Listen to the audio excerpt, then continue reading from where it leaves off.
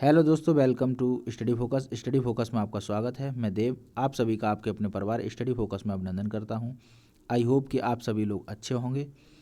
दोस्तों, आज देखेंगे 27 फरवरी 2022 करंट अफेयर दैनिक समसाई की सभी प्रतियोगी परीक्षाओं के लिए अति महत्वपूर्ण प्रश्न।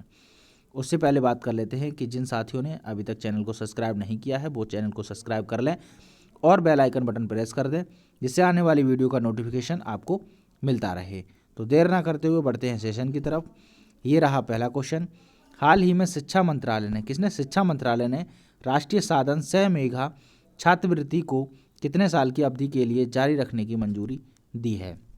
यानी राष्ट्रीय साधन सह मेधा छात्रवृत्ति, ये एक प्रकार की छात्रवृत्ति योजना है, ठीक है, और ये मेरिट पर आधारित है। जो परिवार जिनकी आय 3.5 लाख से कम है यानी आर्थिक रूप से कमज़ोर हैं, उनके बच्चे 8वीं क्लास के बाद पढ़ाई छोड़ देते हैं, तो उनकी आगे की पढ़ाई के लिए इस योजना का प्रारंभ किया गया है। इसमें 8th क्लास में अगर 55% मार्क्स हैं तो 9th क्लास से हर महीने 1000 रुपये दिए जाएंगे। कितने? 1000 रुपये, ठीक है। इस तरह से 12,000 रुपये एक साल में दिए जाएंगे, ठीक है। यानी 1000 रुपये हर माह 9th क्लास में दिए जाएंगे अगर बच्चे के 8वीं क्लास में 55% मार्क्स हैं, ठीक है, और वो आर्थिक रूप से पिछड़ा है। क्योंकि जो आर्थिक रूप से पिछड़े होते हैं, कमज़ोर होते हैं, वो लोग 8वीं के बाद अपनी पढ़ाई छोड़ देते हैं, तो उनकी पढ़ाई जारी रखने के लिए इस योजना का प्रावधान किया गया है। तो इसे आगे बढ़ाने के लिए 5 वर्ष की मंजूरी दी है, यानी ऑप्शन बी हमारा सही है। आगे बढ़ते हैं, अगला क्वेश्चन देखते हैं। अगला क्वेश्चन है, हाल ही में किसने नॉइज़ प्लैग एंड मिसमैच नाम से फ्रिटियर रिपोर्ट 2022 जारी की है? ठीक है, ये क्या है? ये रिपोर्ट हर साल जारी की जाती है। इसका उद्देश्य है जलवायु परिवर्तन को रोकना, ठीक है, और ये रिपोर्ट जारी की है UNEP ने, ठीक है, यानी संयुक्त राष्ट्र पर्यावरण कार्यक्रम द्वारा ये रिपोर्ट जारी की गई है। इसकी स्थापना हुई 5 जून 1972 में। कब? 5 जून 1972 को इसकी स्थापना हुई है। इसका हेडक्वार्टर है नैरोबी, केन्या में। कहाँ पर? नैरोबी, केन्या में इसका हेडक्वार्टर है, ठीक है। इस बार रिपोर्ट 3 नाम से जारी हुई, नॉइज़, प्लेस और मिसमैच। नॉइज़ का मतलब है ध्वनि प्रदूषण को रोकना। प्लेस का मतलब है यानी वनों में लगी हुई आग जो वनों में लग जाती है उसको रोकना, ठीक है। मिसमैच का मतलब है होने वाले परिवर्तन को रोकना, इसका अर्थ है, ठीक है। इस नाम से इस रिपोर्ट को जारी किया गया है और जारी किया है संयुक्त राष्ट्र पर्यावरण कार्यक्रम ने। इसका उद्देश्य क्या है? उद्देश्य मैंने आपको बताया कि जलवायु परिवर्तन को रोकना इसका उद्देश्य है, तो इसका ऑप्शन हमारा डी सही है। अगला क्वेश्चन देखते हैं। अगला क्वेश्चन है, हाल ही में भारतीय मंदिर वास्तुकला का अंतर्राष्ट्रीय सम्मेलन देवायतनम कहाँ आयोजित किया गया है?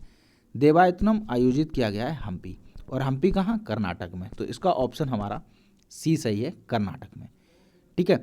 इसका उद्घाटन किया है किशन रेड्डी ने। किसने? किशन रेड्डी ने इसका उद्घाटन किया है, और ये संस्कृति मंत्रालय के मंत्री हैं। संस्कृति मंत्रालय के मंत्री हैं, और इसका उद्देश्य क्या है इस सम्मेलन का? कौन सा? देवातनम सम्मेलन का उद्देश्य है कि जो शैलियाँ हैं नागर, द्रविड़ और बेसर, कौन सी?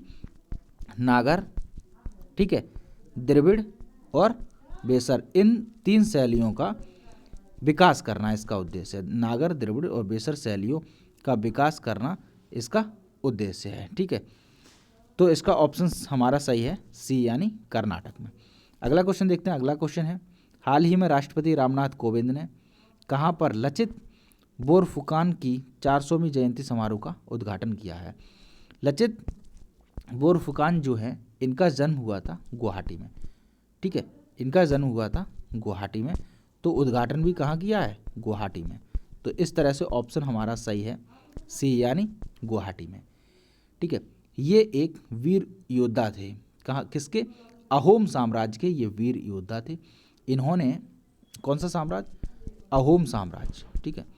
तो अहोम साम्राज्य के ये वीर योद्धा थे। इन्होंने सराई घाट का युद्ध, कौन सा युद्ध? सराई घाट का युद्ध, नोट करते जाइए। सराई घाट का युद्ध जो हुआ था 1671 में, किस नदी के किनारे? ब्रह्मपुत्र नदी के किनारे। किनके बीच? मुगल और अहोम साम्राज्य के बीच। तो इसमें जीत हुई थी अहोम साम्राज्य की। तो इसका नेतृत्व करता कौन थे? लचित बोरफुकान। ठीक है, तो इसीलिए राष्ट्रपति रामनाथ कोविंद ने इनकी 400वीं कौन सी जयंती? 400वीं जयंती समारोह में उद्घाटन किया। कहाँ? गुवाहाटी, यानी ऑप्शन सी हमारा सही है। अगला क्वेश्चन देखते हैं। अगला क्वेश्चन है, हाल ही में भारतीय नौसेना के बहुपक्षीय अभ्यास मिलन 2022 कहाँ शुरू किया गया है? कौन सी अभ्यास? मिलन 2022। इसकी शुरुआत की गई 1995 से। ठीक है, ये 2 चरण में संचालित की जाती है एक्सरसाइज। कितने चरण में? 2 चरण में। और इसका उद्देश्य है सामंजस्य और सहयोग बैठाना। क्या? सामंजस्य और सहयोग इसका उद्देश्य है। ठीक है, नोट कर लीजिए, मैं बोलता जा रहा हूँ। ठीक है, सामंजस्य और सहयोग इसका उद्देश्य है।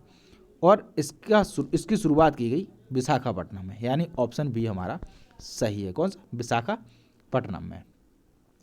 अगला क्वेश्चन देखते हैं। अगला क्वेश्चन है, हाल ही में भारत सरकार ने किस राज्य केंद्र शासित प्रदेश में जन भागीदारी अधिकारिता पोर्टल लॉन्च किया है? कौन सा पोर्टल? जन भागीदारी अधिकारिता पोर्टल। तो ये लॉन्च किया है जम्मू कश्मीर, यानी ऑप्शन ए हमारा सही है, जम्मू कश्मीर में।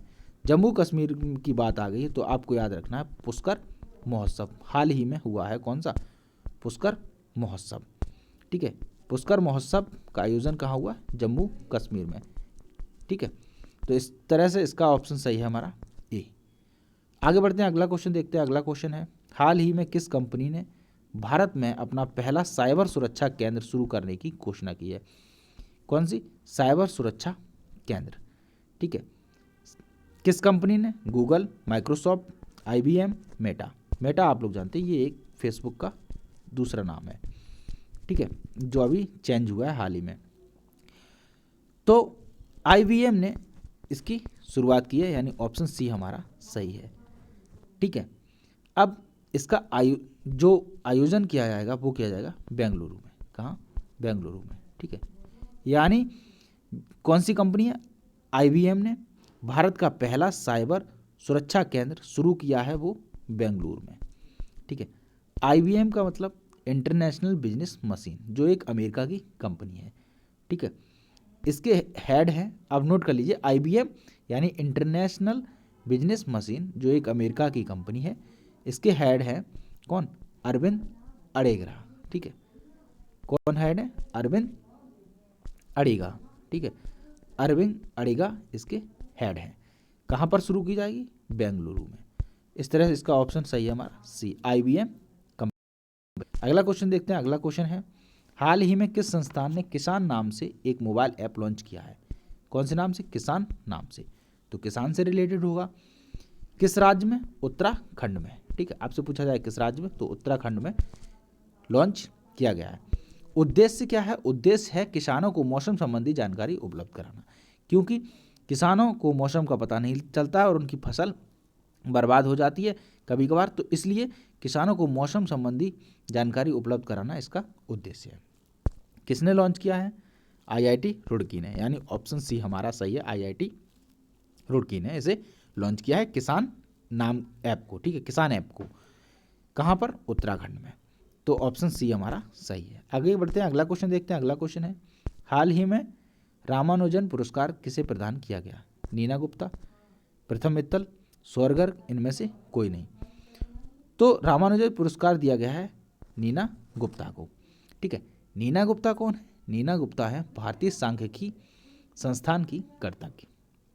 ठीक है, भारतीय सांस्कृतिक संस्थान की कर्तज्ञ। ठीक है, सांख्यिकी संस्थान, ठीक है, संस्थान की कर्तज्ञ हैं। इसकी स्थापना 17 दिसंबर 1931 में हुई थी और ये कोलकाता में है। कहाँ पर? कोलकाता में। ठीक है, तो ए ऑप्शन सही है। आगे बढ़ते हैं, अगला क्वेश्चन देखते हैं। अगला क्वेश्चन है, हाल ही में किसने महात्मा गांधी नरेगा के लिए लोकपाल ऐप, कौन सा? लोकपाल ऐप लॉन्च किया है? राजनाथ सिंह, पीयूष गोयल, गिरिराज सिंह, अमित शाह। तो नरेगा किसके अंतर्गत आता है? ग्रामीण विकास और पंचायती राज मंत्रालय के अंतर्गत आता है और उसके मंत्री हैं गिरिराज सिंह, यानी ऑप्शन सी हमारा सही है। किसके अंतर्गत आता है? केंद्रीय ग्रामीण विकास और पंचायती राज मंत्रालय के अंतर्गत आता है। जब मनरेगा की बात आ ही गई तो पहले इसका नाम था नरेगा। क्या नाम था? नरेगा। ठीक है। अधिनियम कौन सा है? अधिनियम है 2005 का। ठीक है। लागू किया गया 2006 में। ठीक है। और इसका नाम चेंज मनरेगा कब पड़ा, यानी महात्मा गांधी, ठीक, इसमें जोड़ा गया। मनरेगा कब पड़ा? मनरेगा पड़ा 2009 में। ठीक है। कब पड़ा? 2009 में इसका नाम चेंज करके मनरेगा कर दिया गया है, यानी महात्मा गांधी इसमें जोड़ दिया गया है। पहले क्या था? नरेगा। ठीक है, यानी राष्ट्रीय ग्रामीण रोजगार गारंटी योजना। अब क्या है? महात्मा गांधी राष्ट्रीय ग्रामीण रोजगार गारंटी योजना। ठीक है, इसका तो इस तरह से ऑप्शन सी हमारा सही है। आगे बढ़ते हैं। तो आज का सेशन यहीं पर समाप्त होता है। अगर सेशन पसंद आया हो तो लाइक करें और अपने दोस्तों को शेयर करें, और अब चैनल को सब्सक्राइब कर लें और बेल आइकन बटन प्रेस कर दें, जिससे आने वाली वीडियो का नोटिफिकेशन आपको मिलता रहे। अगर इस वीडियो में आप अपना कोई भी सुझाव देना चाहते हैं, कोई भी बदलाव करवाना चाहते हैं, तो कमेंट बॉक्स में हमें ज़रूर बताएं, तो मैं उस हिसाब से बदलाव कर देंगे कि आपके लिए क्या बेहतर रहेगा। तो मिलते हैं अगली वीडियो में, तब तक के लिए जय हिंद, जय भारत।